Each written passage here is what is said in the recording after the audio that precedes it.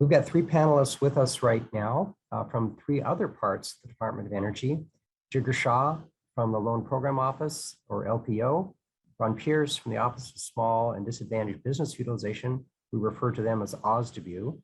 And then Dr. James Zahler from the Advanced Research Project Agency Energy, which we call ARPA-E.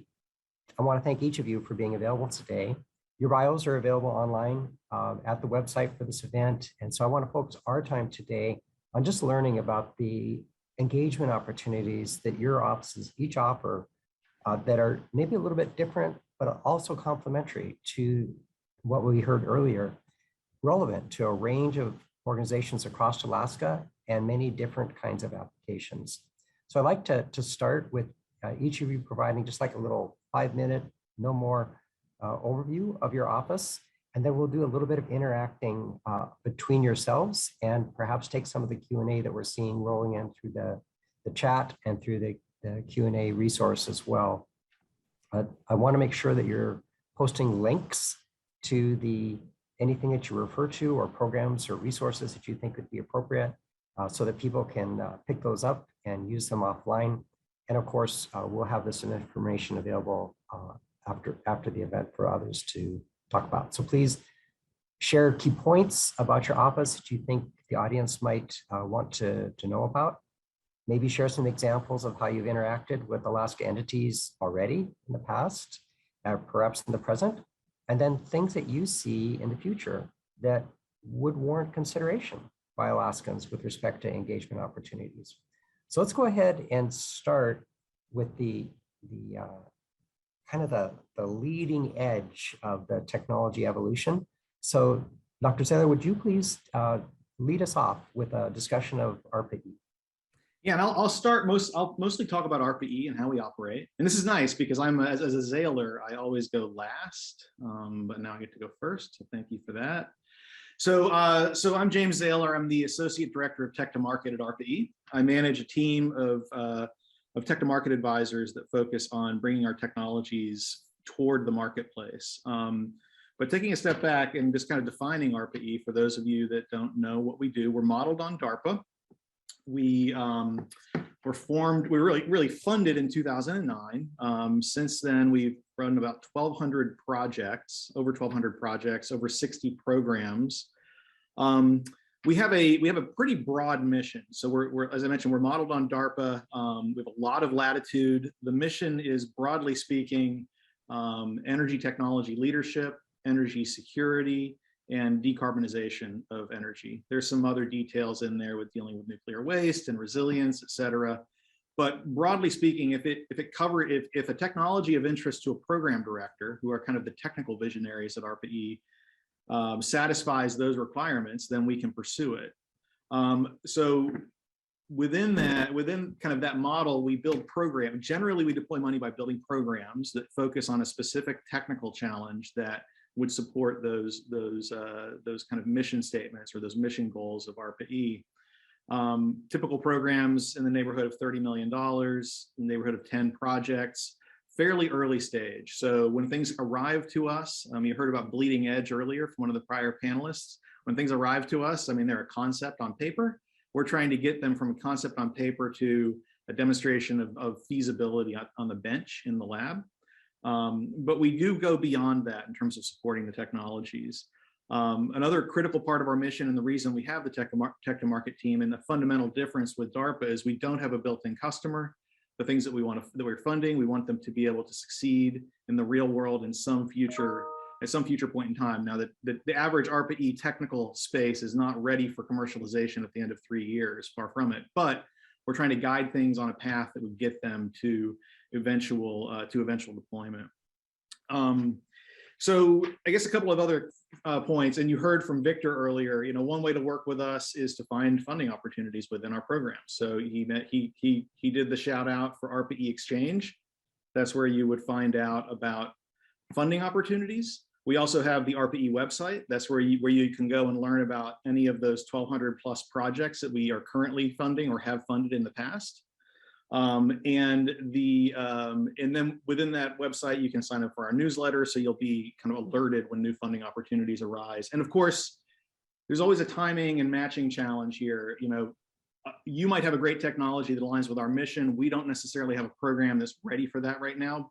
By all means, reach out to people at ARPA-E, find the right program director or the right tech to market advisor to talk to, and approach us and let us know what your ideas are. We can certainly take that information and use that to help us formulate new plans for the future in terms of funding opportunities. Yeah, I think I'll leave it there for now, and I think we can kind of dig into some of the subjects that we're pursuing right now. But I heard a lot in the last panel that's kind of already in our portfolio, so happy to talk about that too. Thanks very much, James. And the logic for the sequencing is things that are growing, inspired by needs, inspired by ideas. Then we'll talk about with Ron Pierce at the OSDBU in terms of how do companies get involved with that, and then Jigger, I want you to kind of clean up in terms of the big projects where we really bring these things to scale implementation. So that's the rationale here. So Ron, would you kind of give us a quick overview of OSDBU's work and how Alaskans can engage? Sure. Thank you, George. Thank you for having me and OSDBU participate.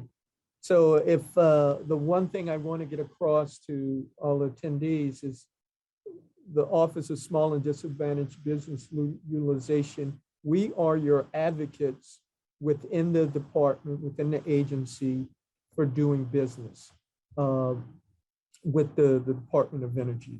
And our primary role is to assist small businesses in meeting the goals and initiatives at the Department of Energy through procurement and opportunities to support what the previous panel discussed and my fellow panelists has discussed. So we have a dedicated team here to assist small businesses in engaging with the Department of Energy on a monthly basis. A couple of times a month, we engage with small business community and our labs across the country and the diverse Department of Energy locations, and letting them know the forecast, the acquisition forecast, procurement forecast that's coming up, and what's needed and what support is needed from small businesses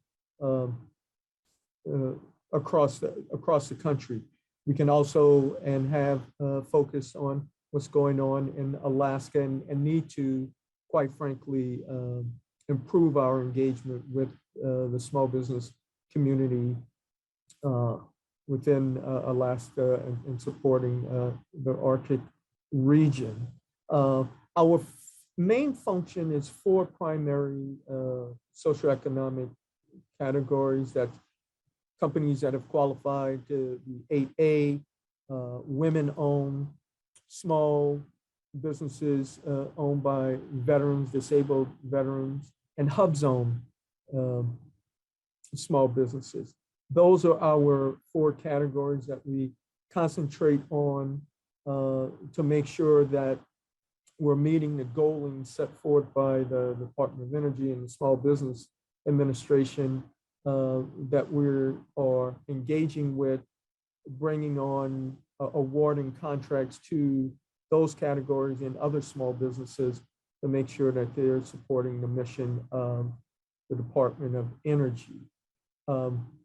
We also welcome and work with small business companies in what we call capability statement meetings, where you can reach out to us. It'll be posted in the chat, the small business office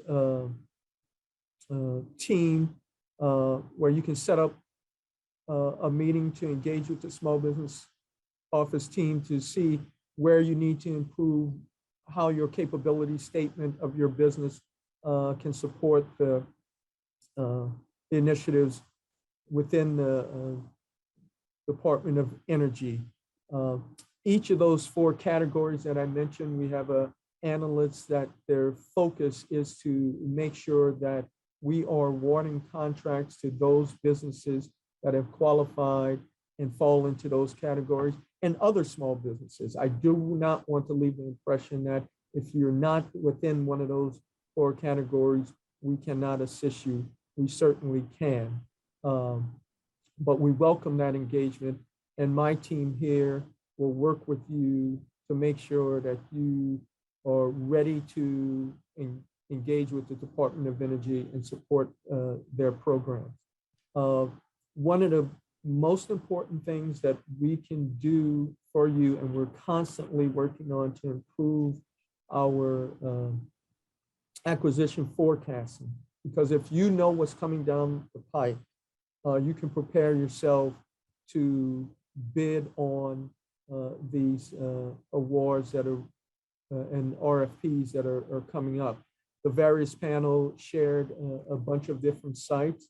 Definitely keep your eye there, but also here at the OSDBU, the Small Business Office, we have that forecast from across the country, also focused on Alaska and the Arctic region. So you know what's coming down the pipe and can be prepared to bid on that. But again, we're your advocates within the agency for small business and making sure that small business is supported and awarded contracts to support our mission here. And George, I will stop there and kick it back to you, sir. Thanks very much, Ron. You know, when I was preparing for our discussion today, I went out and studied your website, and there's so many great resources for doing self-assessment and helping to walk before you run and all that stuff, and positioning yourself where you're at as a business. So I think it's a huge resource, and I'm looking forward to seeing the interactions will happen. Okay, so Jigger, you're like the money guy, right? And so what are your office offers a range of different types of engagement, whether they're loan guarantees or actual loans, et cetera. And I'm really curious to hear some of the highlights from you. So thank you for taking the time to join us. I know your background is really compelling. So I hope people check out your bio. It's amazing. Well, thanks, George. It's really great to be here. In general, I'd say that Alaska is a place where, and the Arctic is a place where a lot of technologies have been tested for many years, right? I'm having trouble hearing. Are others? Oh, can you hear me, or? That's good. I can Is that hear you. better? There we go. Yeah. I think the microphone had to be right in front of me. Thanks for that warm introduction, George. I think that, you know, Alaska is a place where things have been tested for a very long time, right? So whether it's wind turbines up in Kotzebue or solar panels or battery storage or microgrids or lots of other projects, things have been tested for a long time. But yet we continue to helicopter in diesel fuel into villages, you know, subsidized by the PCE funds. And so I think one of the things that our office is really focused on is really figuring out how we do deployment at scale. So when you think about all the resources that Alaska has, whether it's hydro or geothermal with some of the volcanoes along the Aleutian Islands, or whether it's wind and solar or many other technologies, I think the question really becomes, how do we structure deals? And I think when you think about what is available in Alaska, you've got the Alaska Development Authority, you've got the Alaska Energy Authority, and then you've got resources from places like the Loan Programs Office that can work in tandem with them. One of the things that we got out of the bipartisan infrastructure law was an exemption from innovation for projects that are supported by the ADA or the AEA or other state agencies in Alaska. And so that in the past has really hurt the ability for us to help people in Alaska, because a lot of the average project sizes in Alaska might be, you know, $3 to $5 million. And you generally don't come to the Loan Programs Office for less than $75 million or so. And so one of the things that exemption allows for is to put together 20 of these projects, right, to create a $60 to $100 million pool of projects. And so now you're starting to see a lot of entrepreneurs in Alaska going back to their old contacts who, you know, previously applied for projects within the AEA or the ADA, and coming back to us with a group of projects together. And so I think that, with this new amendment that was passed in the bipartisan infrastructure law, you're starting to see a lot more activity within the Loan Programs Office for projects to be deployed in Alaska. I think you also see a lot of work on the transportation side as well around the rollout of clean transportation vehicles with expensive gasoline and diesel fuel costs there, as well as on the maritime side. So I think when you look at the state of California's recent mandate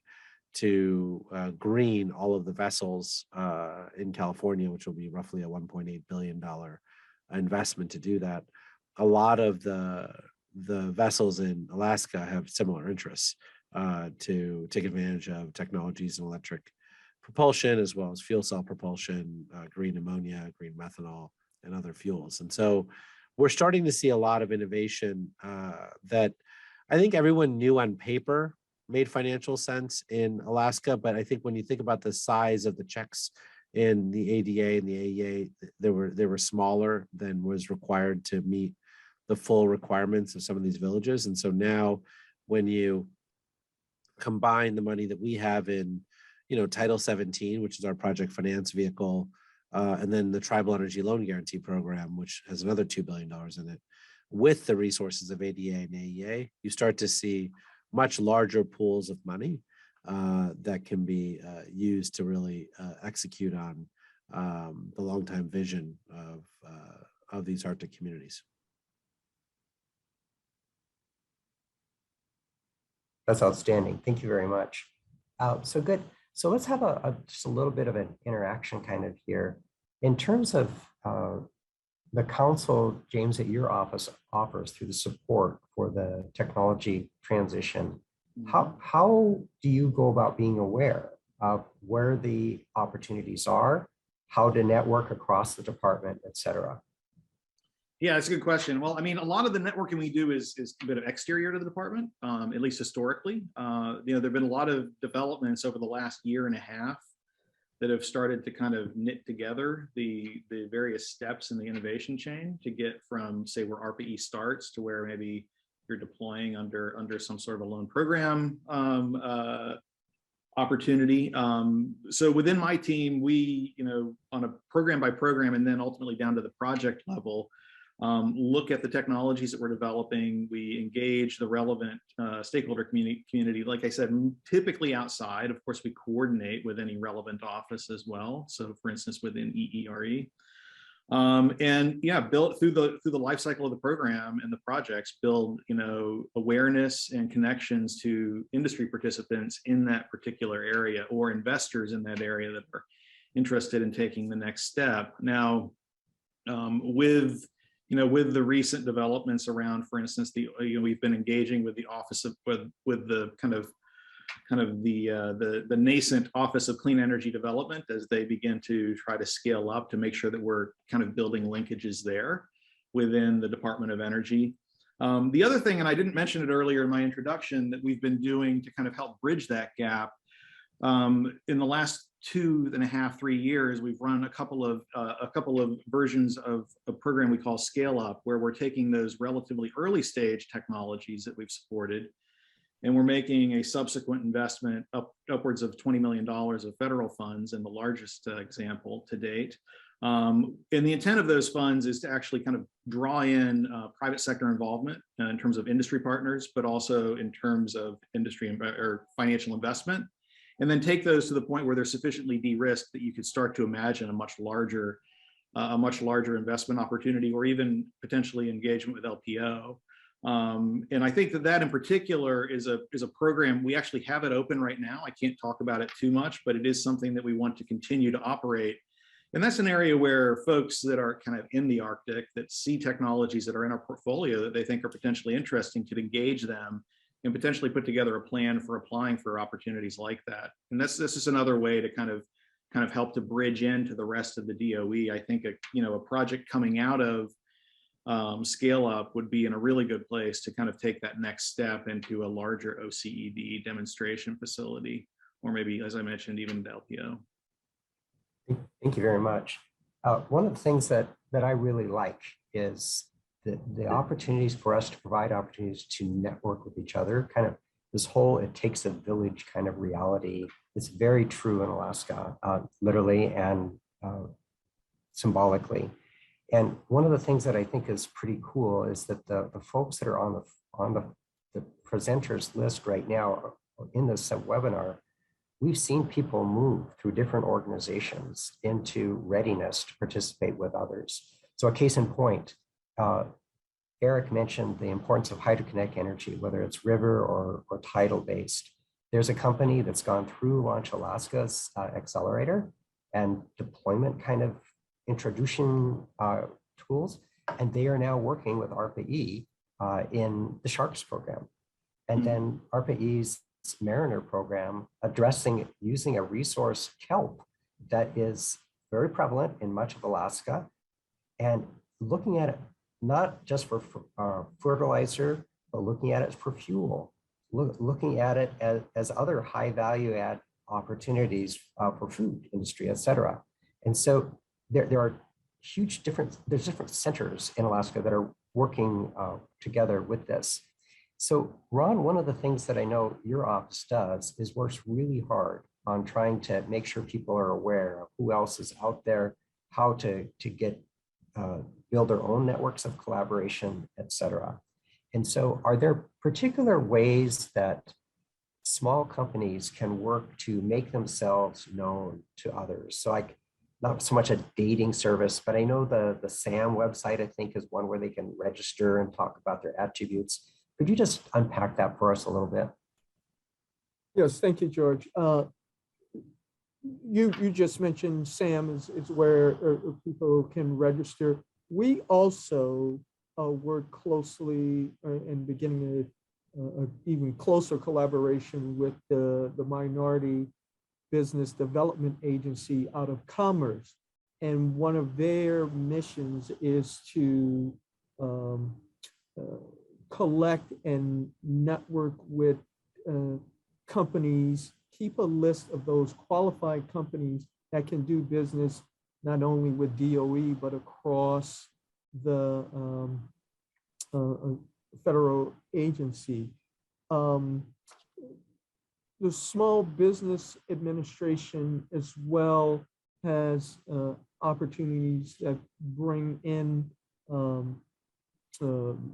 startups and small business companies that have been around for 25 years or longer, you know, the whole range, where you can meet up and hear about,